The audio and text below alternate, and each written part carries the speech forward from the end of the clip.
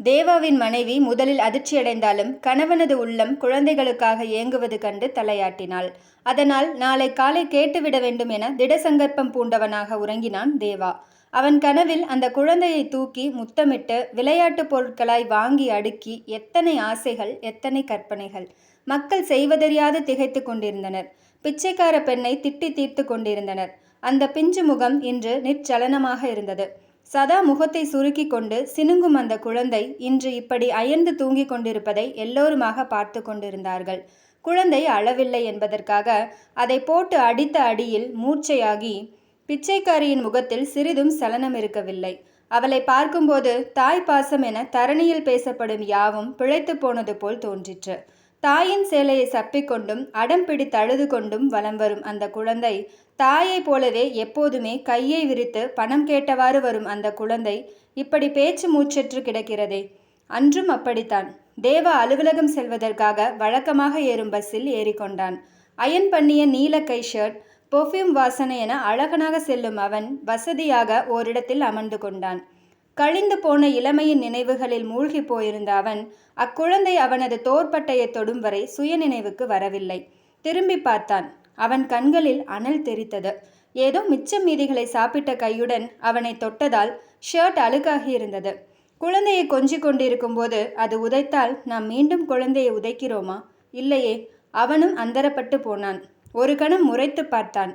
இவன் முறைக்கிறானா சிரிக்கிறானா என அறியாத குழந்தை அவனை பார்த்து அழகாய் சிரித்தது. அதை பார்த்தவனுக்கு உள்ளுக்குள் சுரீர் என்றது.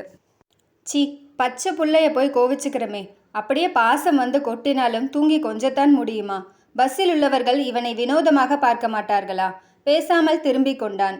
அன்றைய நாள் முழுவதும் அந்த குழந்தை அவனது நினைவுகளில் வந்து போனது. வேலை முடிந்து வீட்டுக்கு போகையில் வழக்கம் போலவே அன்றும் மனைவி அழுது கொண்டிருந்தாள். ஆண்டவா, இந்த பிரச்சனைக்கு முடிவு எப்போது வருமோ? சில வேளைகளில் நேரம் கெட்ட நேரத்தில் அழுது கொண்டிருக்கும் மனைவியை பார்த்து கோபம் வரும். என்றாலும் இவளை சதாவும் குறை சொல்லும் அயல் வீட்டு பெண்களையும் எத்தனை முறை கண்டித்தாயிற்று. இவனிலும் அவளிலும் எந்த குறையும் இல்லை. ஏனோ ஆண்டவன் குழந்தை பாக்கியத்தை இவர்களுக்கு கொடுக்கவில்லை. இவளது தங்கையின் பிள்ளைகளை வாரி அணைத்து இருவருமாக கொஞ்சும்போது அதை பார்ப்பவர்களுக்கும் இயற்கை மீது கோபமாய் வரும். கவனிப்பாரற்று கிடப்பதால் தானே அந்த குழந்தை இப்படி இருக்கிறது. ஒழுங்காக குளிப்பாட்டி அழகாய் அணிவித்தால் இவன் ஆசைப்பட்டு என்ன பயன்? மனைவியும் அம்மாவும் சம்மதிக்க வேண்டுமே. அது சாத்தியப்படக்கூடிய ஒன்றா? பலவாறு சிந்தித்தான். தினமும் அழுது கொண்டே பஸ் ஏறும் பிச்சைக்காரியிடம் என்னவென்று போய் பேசுவது? வாய்க்கு வந்தது போல அவள் ஏதாவது சொல்லிவிட்டால் பெருத்த அவமானமாக போய்விடுமே. அன்றொரு நாள் கூட யாரோ ஒரு பெண் தன் பிள்ளைக்கு வைத்திருந்த பிஸ்கட்டை இந்த குழந்தைக்கு கொடுத்ததற்காக எப்படியெல்லாம் வசைப்பாடினாள் இந்த பிச்சைக்காரி. அந்த பெண்ணின் முகம் வெட்கத்தால் அப்படியே சிவந்து போயிற்றே. அப்பேற்பட்ட இவளிடம் போய் உன் பிள்ளையை தத்தெடுக்கவா என்று கேட்க முடியுமா? இன்னொரு நாள் வழக்கமாக அவள் அந்த குழந்தையுடன் பஸ்ஸில் ஏறினாள். அயர்ந்து தூங்கி கொண்டிருந்தது குழந்தை. அதை தட்டி எழுப்பினாள் அந்த தாய். பார்த்து கொண்டிருந்த இவனுக்கு பெரும் ஆச்சரியமாய் போயிற்று. வேலையில்லாத நாட்களிலும் அவன் நேர காலத்துடன் எழும்பினால் இன்னும் கொஞ்சம் தூங்கி எழுமாறு கூறும் இவனது அம்மா எங்கே? தூங்கும் பச்சை பிள்ளையை எழுப்பிவிடும் அவள் எங்கே? மீண்டும் கவனித்தான்.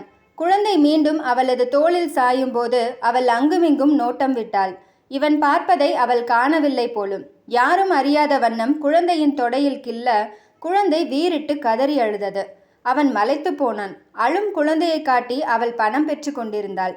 வேலை விட்டு ஒரு தினம் வந்து கொண்டிருந்தான். அவன் ஒரு முடிவுக்கு வந்தான். மனைவியிடம் பேசி அவள் சம்மதம் பெற்று நாளைக்கு எப்படியாவது இந்த பிள்ளையை தனக்கு தர முடியுமா என இவளிடம் கேட்டுவிட வேண்டும். எனினும் ஒரு பிச்சைக்காரியின் பிள்ளை என்றால் யாரும் விரும்ப போவதில்லை என்பதை நன்கறிவான். அதனால் தனது அலுவலக நண்பனுடைய தோழியின் பிள்ளை என கூறியே வீட்டாரிடம் சம்மதமும் வாங்கி கொண்டான். இப்போது குழந்தையும் தாயும் வழமையாக நடமாடும் இடத்திற்கு தேவா வருகின்றான். போலீசார் ஏதோ விசாரித்து கொண்டிருக்கிறார்கள். அழ வைப்பதற்காக தாய் அடித்த அடியால் திணறிய குழந்தை இறந்து கிடக்கின்றது.